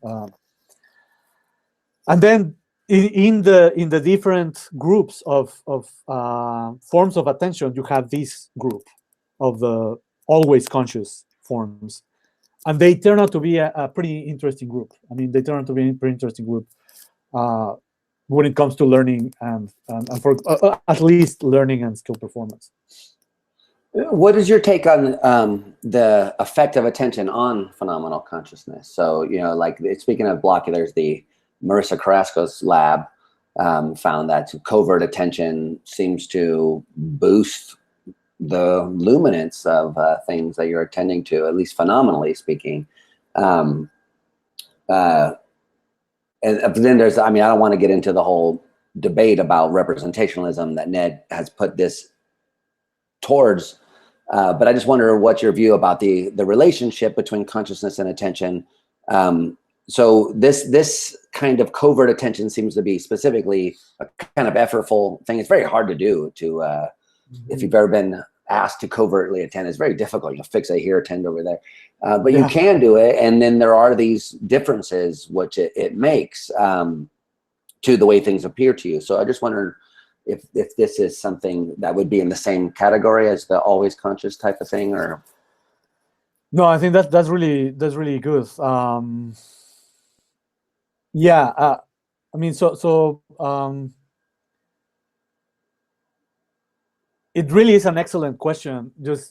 And we didn't talk about this at all. I mean, this is a whole project in itself, and it really is a very important point. In visual consciousness, it is a super interesting question. What aspects of the visual field or of visual consciousness we're kind of always conscious of, and do we have to attend to them to be conscious of them? And which aspects of the conscious fields are always conscious when we attend to them? Okay, right. But they're not there when we're not attending to them. And I think this is an interesting question because I mean, putting it in terms a little bit in terms of what Sebastian Watzel calls the priority structures. There seems to be this. I mean, I'm not sure this is actually compatible with what he says, but the structure of the conscious visual field seems to have a structure that we're aware of at all times. And here's how it's incompatible, I think, with what he claims, is that structure seems to be there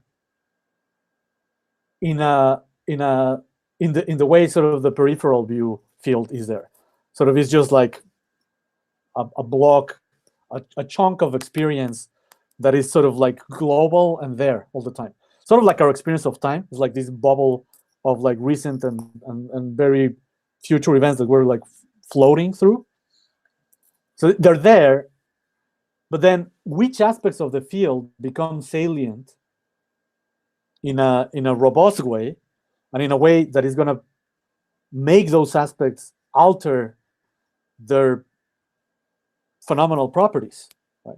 How we even represent them, or how we experience them, even though, as Bloch says, I mean, the representational content is not really different. It's just the way we are focusing our attention that makes the difference, right? Like this idea of mental paint that they're describing. So I think I don't know what to say about that question, but I think one way of understanding it is there's aspects of the visual field that are always there, and the impact of attention on the visual field is that which aspects of the visual field are going to be highlighted and expressed in the most accurate detail is going to depend on attention. Mm-hmm. That sounds a little bit like the spotlight view. I hope it doesn't entail the spotlight view. It's just like a feature of something becomes salient, and because it becomes salient in the conscious visual field, that influence of attention is going to boost it and is going to change it. So that's the best I can try. And I think it's a plausible way of thinking about it as in terms of, yeah, what was there was not fully determinate the way it is determinate now. So I know James Tassiker talks about it this way. I think that's very, very, very plausible way of thinking about it. But I'm always perplexed by how to talk about what is always consciously there in the visual field. So, for example, the space of the visual field. Right. I think that's a really interesting question. Yeah, those are interesting comments. I mean, again, and not to get too distracted. So let's, if we don't mind, talk about non-biological systems and your argument there, which I think is very interesting. I'm a, I guess I tend to be kind of a skeptic when it comes to artificial consciousness. I'm willing to be convinced. I'm not 100% sure that skepticism is justified here. So I'm kind of on the fence. I go back and forth. But what I like about your argument, so for instance, my skepticism would be more, along the lines of people like Searle and such that think that something biological is required for phenomenal consciousness. And Ned says this at some points too, where sometimes he says analog, but whatever. Okay. But I don't think that's the kind of argument that you guys are making. So I think your skepticism is, or maybe I'm wrong. So that's what I want to ask about. I think your kind of skepticism is a different kind. So can you tell us what is it, first of all, what is your view about what machines can and can't do? And what are the reasons for thinking that phenomenal consciousness is one of the things they can't do? Great. Yeah, wonderful. So, so what got us thinking about this is that one of the exchanges we had about and this was actually at the Tucson conference. A lot of people say, well, can't you have computational theories of attention? I was like, yeah, I mean, of course you can. Well, so does that mean that artificial intelligence, they're all going to have attention? And what about consciousness? And okay, so we started thinking about that in this way. So if you look at the possible views, there's going to be so before we had a spectrum of views that stayed within the lineage of the DNA lineage of our planet, right? So just some creatures, for some creatures, attention is very primitive, is what we would call unconscious. For some creatures, many forms of attention are always going to be conscious. Some creatures are going to have robust forms of phenomenal consciousness, different from attention. I mean, this is just in terms of the type of cognitive agent. Of course, that same spectrum can be applied to views, and then some views are about identity, some views are about full dissociation. But now you apply that to agents, cognitive agents. So it turns out the attention story, very plausible for insects. The consciousness story, kind of plausible when it comes to some emotions, even in octopus or whatever you want to call, wherever you want to put the line. But then this one, what is interesting about this one is that you can stretch it out. And you can ask questions, okay, how about life? I mean, let's suppose there's life in exoplanets. And let's suppose they're not really part of the lineage of this planet, and they have some other type of thing. They actually don't look at all like us. They're ferromagnets or whatever you want. So what about the ferromagnets? I mean, so here's one interesting thing. As long as we can jointly attend to something with the ferromagnets, kind of like this movie Arrival. Yeah. So like, as long as we can be like, yeah, like now I'm talking about, I'm walking. Do you understand what I'm saying? Like, can you jointly pay attention to the activity of walking? I mean, as long as we can do that with the ferromagnets, they're going to have certain epistemic skills and probably attention. Gets tricky because, and this is something very, very interesting. Yeah, I hope we could speak more about this, but very interesting because in the book on attention with Fairweather, the knowledge, dexterity, and attention, one thing we think is essential to attention is some type of motivation, some type of epistemic motivation. Something like, yeah, I'm motivated to pay attention to what you're doing because I have the need to understand whether you are making fun of me or you are just walking. Are you insulting me or you're walking? I mean, what I would understand as walking, kind of something like that, okay? So that's the ferromagnets. But then imagine just like, AlphaGo or AlphaGo Zero. So this is just some thing we design. It's a deep learning mechanism. We have no idea how exactly it's doing what it's doing, but it's doing something that looks very much like what we would ideally do when we run through a problem. And it turns out now the expert world player on Go is AlphaGo Zero. Yeah. It actually beat up its previous ancestor AlphaGo. So now it's like AlphaGo, it was already the best player. And AlphaGo Zero is even more amazing because it taught itself how to play. Exactly. Yeah, talk about something complicated. Learning processes in a day, I think, something crazy. But so if you want to talk about the knowledge of Go playing, the ancestral. I mean, I met a Go player. I don't want to digress too much, but they're trained from age like 5. This is like playing violin professional. This is completely complicated. And here's this goddamn machine that did it in a week, Yeah. and really didn't care about the libraries of Go. Go players have no idea what it's doing. It makes a move that looks really stupid, and it beats you in like the next 100-something moves. So Yeah, exactly. it's really depressing and it's really crazy. So what we think is, look, many of these capacities that we call access consciousness capacities or attention related capacities, they depend on sort of skills that can be, at least in principle, specified, and they depend on like sort of out there in the public information that we can jointly pay attention to, right? So if you want to call that artificial access consciousness or artificial attention, we think that's possible. A very complex general artificial intelligent agent will have, unlike what Searle predicted in the Chinese room, very robust intentional capacities and very robust epistemic capacities when it comes to understanding things, even though they won't have our biology.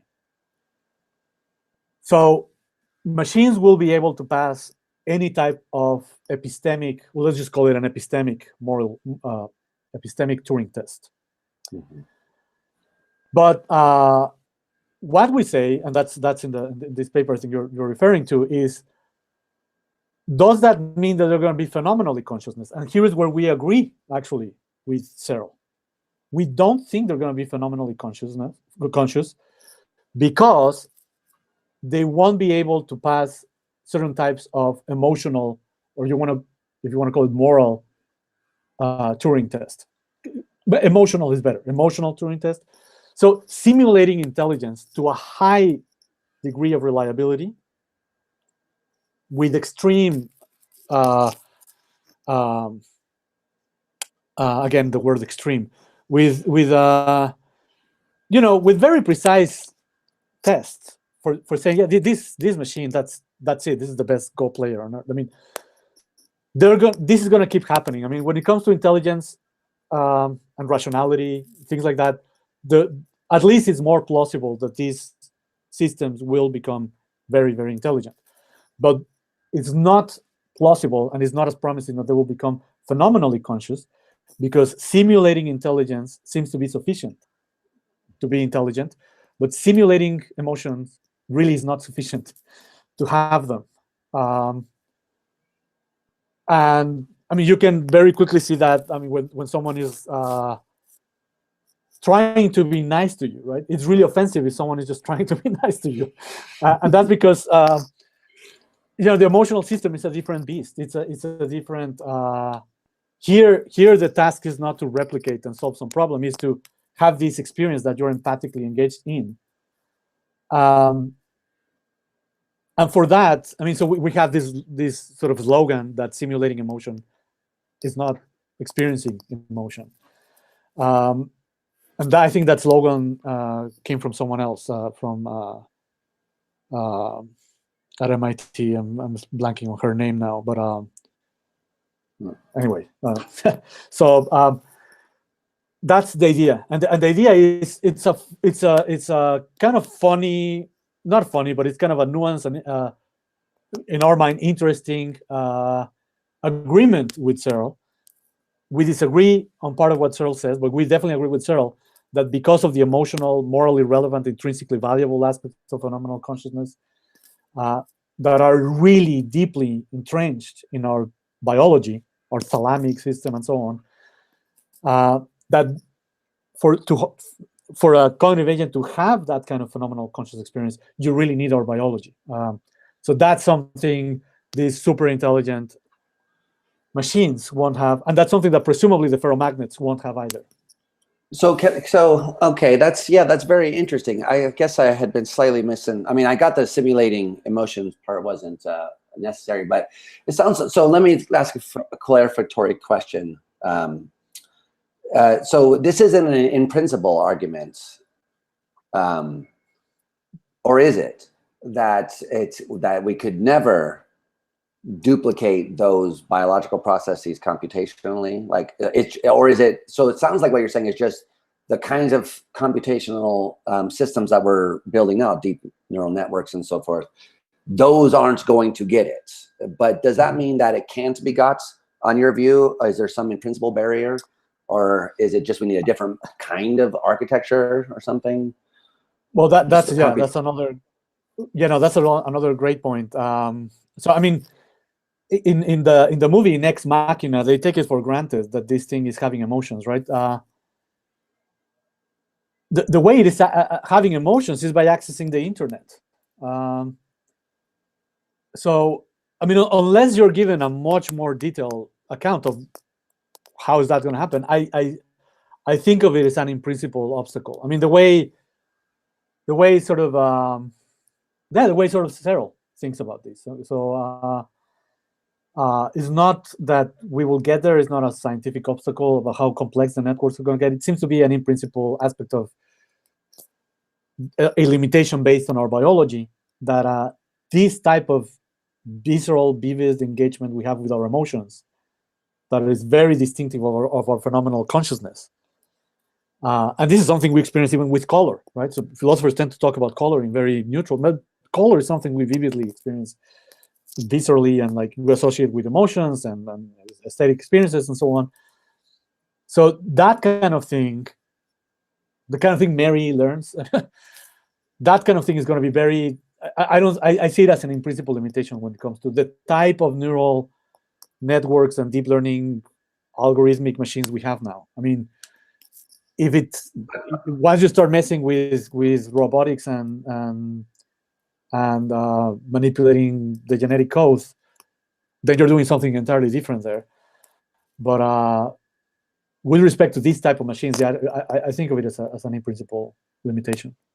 Right. So if you switch from deep neural nets to something like the Blue Brain project, what they're trying to do is, get the connectome for like a mouse brain or something, and then simulate exactly the processes, the biological processes, simulate them in as much detail as possible. I mean, sometimes they talk about going all the way down to the molecular level, to the quantum level. It gets pretty crazy, obviously. But so I'm wondering if your view prohibits attributing consciousness to a simulated brain as opposed to a deep neural network.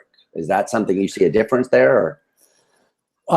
I think there's a difference there, because once you have a simulated brain, what you have there is a further structural constraint on the information processing, and that's how I think about the thalamic system, for example. It is a massive constraint on our information process. So, for example, you may be a really good mathematician, but if someone asks you to put your hand in a bucket full of ice, that's going to have an impact on your cognition. Yeah. If that happens to this simulated brain, then you got yourself a first-person point of view there. And so I don't know. It's going to be sort of like, can you create creature consciousness by simulating these things? And is that going to be phenomenal consciousness too? I think the answer is much easier when it comes to other types of attention-like routines. Mm-hmm. With phenomenal consciousness, it really gets tricky. Precisely because phenomenal consciousness, one of my favorite examples comes from your collaborator and co-author, Joe Ledoux, that once the amygdala gets going, good luck trying to do anything else, right? I mean, it completely paralyzes you. It takes over cognitive function in a very massive, powerful way. Is not the type of constraint that you want in optimal artificial intelligent agents. It is the type of constraint you want in a biological limited beast like us. So, yeah. So what do you say to people who could? Because I mean, I think a lot of these debates they're very similar to like the way we try to design flight, for example. So mm-hmm. the early attempts to build a flying machine mimic the way birds. I mean, allegedly, according to all the old-timey videos I've seen, they tried to actually flap their wings and stuff, and that failed. But instead what they did was kind of master the principles of aerodynamics, and now we have fixed-wing aircrafts, and mm-hmm. not to mention helicopters, which are even more complicated, which are even more bizarre from the natural point of view. So what would you say to someone who thinks that, look, what we need to do is get the kind of the overarching principles and implement those, and that these kinds of things, like trying to do it the way the brain does, as the only way to get consciousness is kind of too limited or something like that, too constrained. No, I think, yeah, that's a really excellent point. I think it's a bit, so there's two things. In the artificial intelligence literature, some people think of it exactly the way you're thinking. So it's a multiple realization kind of claim. There's multiple ways of getting an engine going, and the multiple designs, and we found one. There might be a gazillion ways of getting there. We stored information in books. Now we stored information in clouds and very complicated things we couldn't envision before. Why put such a constraint on the development of consciousness? And so I think so one thing that is interesting is, even when you talk about intelligence, what this argument suggests is diversity rather than unity, right? So what it suggests is that there's going to be multiple kinds of intelligence. So just like traveling by train is one way of getting to New York, I think from California, that's a nightmare. I don't think it's possible. It is possible. It is possible. Okay. 2 weeks. Then by plane is another option, the most plausible one. By helicopter is another one. I mean, so there's multiple ways, and so that kind of in the same way, there's going to be multiple intelligences that are going to be different. It's going to be our intelligence. There's going to be AlphaGo type of intelligence, the intelligence of other possible intelligence systems, and then whether or not these various types of intelligence amount to what you might call the unity of knowledge, a single unified body of knowledge. That's a different question.